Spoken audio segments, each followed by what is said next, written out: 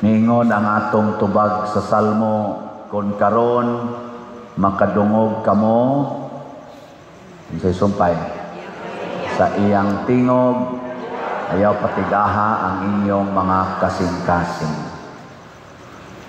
Kamo din kasagaran dili gyud tig-ag kasing-kasing kay nihangyo ko ninyo nga kung manimbata mo paduol kita sa atubangan, daghan kay ninyo ni paduol sa atubangan. Pero base ka ng uban, wala pa na kadungog sa tingog nako, ato ko nung hangyoon, kamong naasluyo nga layo pa, paduol ko no mo dire. Ayaw mo tangig bakanting lingkuranan ang inyong atubangan. Anak, salamat kayo. Nya mo na atong himuong murabag batasan. So mo na atong piknik. Og napay bakanting lingkuranan sa imong atubangan, lingkore gyud. Ayaw palayo sa imong isig katao. Nga naman, kay ang Ginoo mismo, nag-ingon man gyud nga paghigugma ay kamo, sama sa akong paghigugma kaninyo. Tungod sa dakong gugmas Ginoo nato mga igsoon, tuas yas langit, purting layo as langit, nganhis kalibutan. Pero nanaog jud ang Ginoo para musikit nato, aron mahimong usa kanato. O palagi mo ni irog biha. Ingon lagi ko, sikiti ka na ba nga bakanting lingkuranan? Uy, salamat sa niunag sikit. Kana mo na'y unang malangit. Pero kanang uban mo ingon, siging pa irog. Uy, siging pa irog. Mga tig-anag kasing-kasing.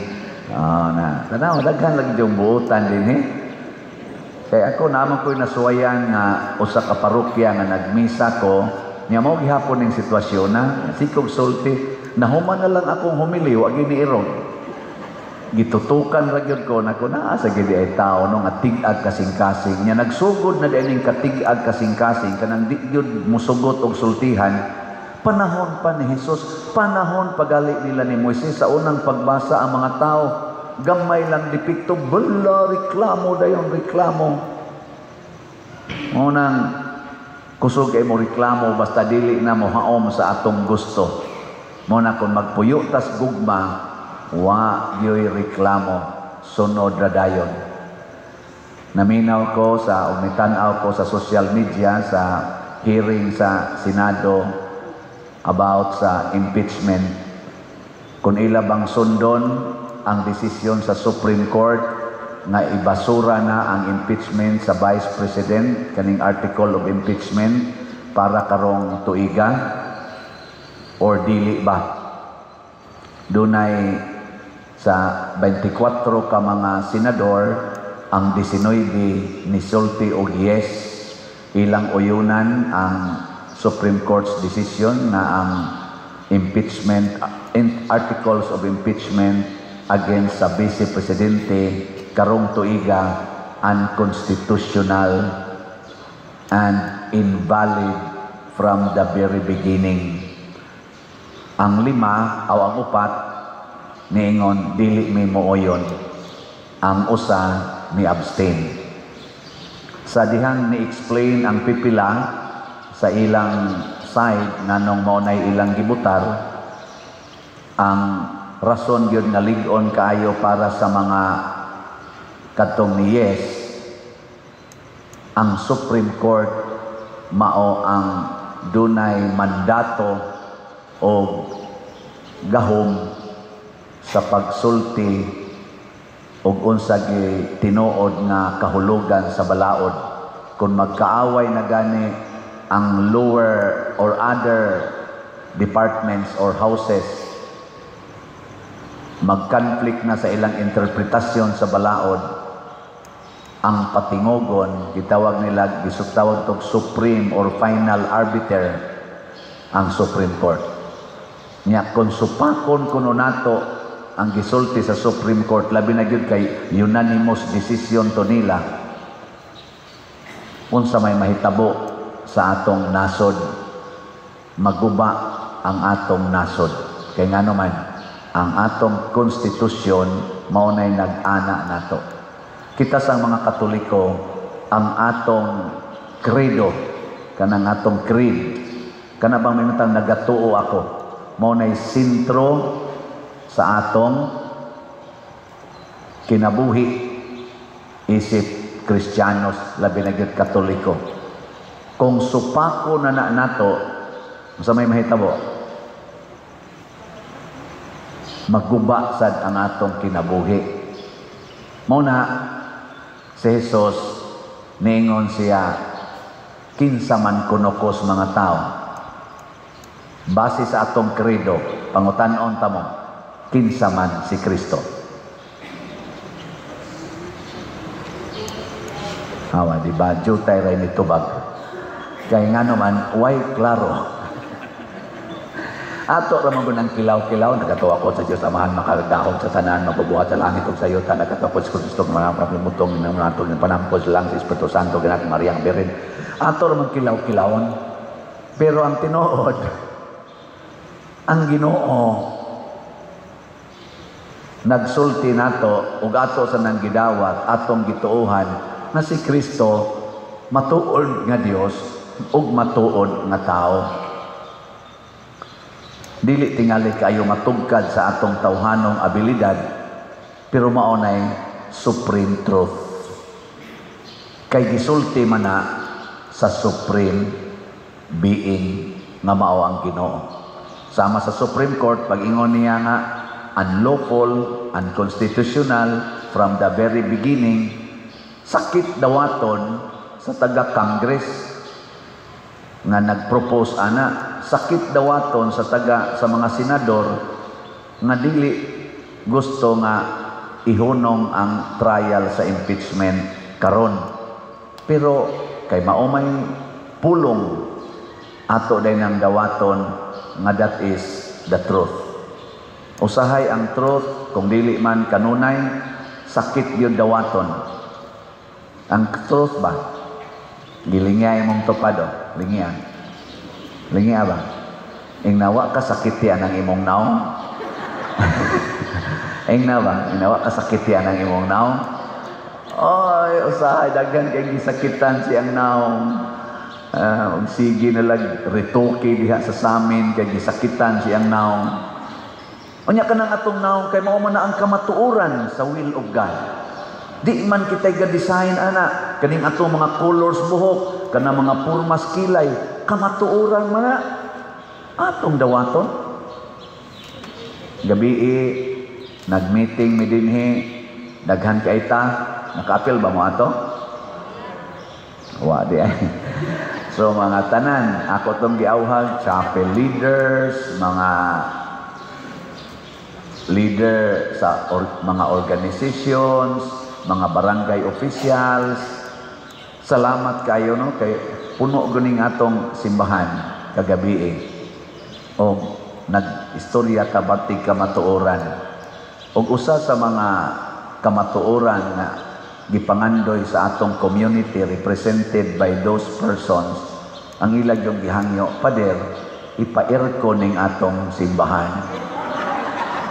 Inko gisayunan, wa man gani mo kabutang kay simento das kilid gani nga lapok da malana dihang kilid. Ipa-aircon naman. Hinsa ko lang huna-huna ba? Kadako ani ipa-aircon. Pero may pangandoy. Nako dili ta magtukod og bagong simbahan, sunod na lang na Pader, basta pa-aircon lang ni.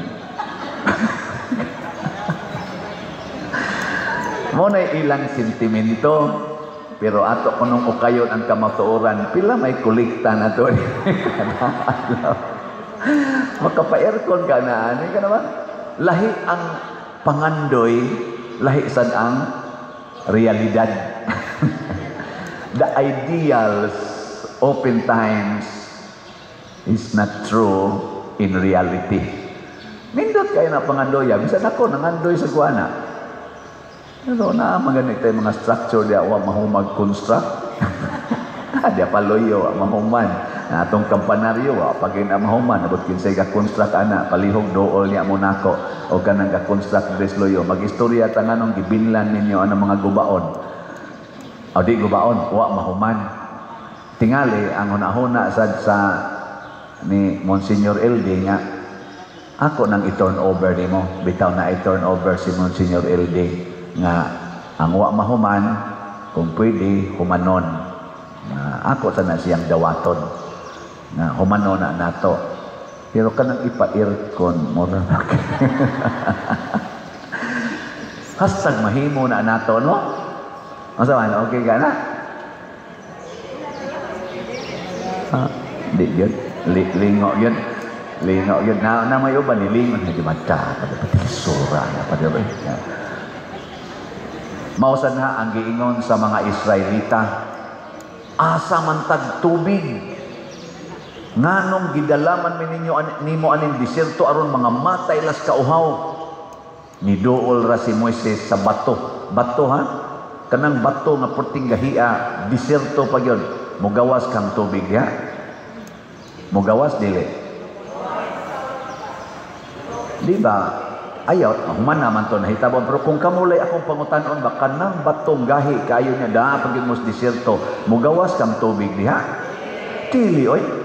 Parihara na sa babae ba o lalaki nga nagminyo niya tag 89 na edad, manganak pa ka na. Doon na pa kayo mugawas anak nga anak. Wa na oy. Sa ato huna-huna. Pero nga namang si Sarah asawang Abraham 92 anyos namabdos man for the first time. Unya ang nakapamabdos niya ang banasad na 99 ang edad. Kay nothing is impossible with God. Pag-ana ni Moises sa bato, matod pas unang pagbasa, uy, nibugwak ang tubig. Na sila, millions ka mga taong kuyog ni Moises, apil pang ilang mga hayop, dito nakainom, puntig yung kusugas tubig. Naya, atong tubig dihay, gibutang booster. Hapit di ko katog magabi. Kay magsigi magtiabaw ang booster. Bek niya naraw sa kustungod. Ako na lang ihimong music, no? Galisod, ganun kasigi mo nagpiliik ng atong kuwan. Kaya galisod siya buga o tubig. Pero dito, bato. Pag-anam, pugwak ang tubig pating kusuga. Dili imposibles, Ginoo. Kani pa bang pagpa-aircon? Simple, ana. Ang pangutana lang, dili ba mo tig-ag kasing-kasing? Inig-ingon ako, palit mong slot, mo palit bagyod ka mo? Kung mo palit lang mong slot, tag 100 pesos lagi ni atong slot, di gina lisod. Dito sa akong former parish, sa San Vicente Ferrer, tungod anang slot-slot, naka-raise me for 6 years, naka-raise me around 346 million pesos. Ginagmay ra kay na. Kay kahibaw ko kung kining atong misa niabot man sa nistibok kalibutan kay ato maning gibutang dinhi sa social media. Daghan kayo tag mga online parishioners nga nahigugma ni San Vicente Ferrer, nahigugma sad ni Santiago Apostol, ang atong patron. Nya manghatag gina sila basta klaro og tinuod ang atong pagtuo. Kung mong taga-ag-report ha, naman ko'y gidang 70 million din he. Kadtong grace, God's reward and complete elation na slot.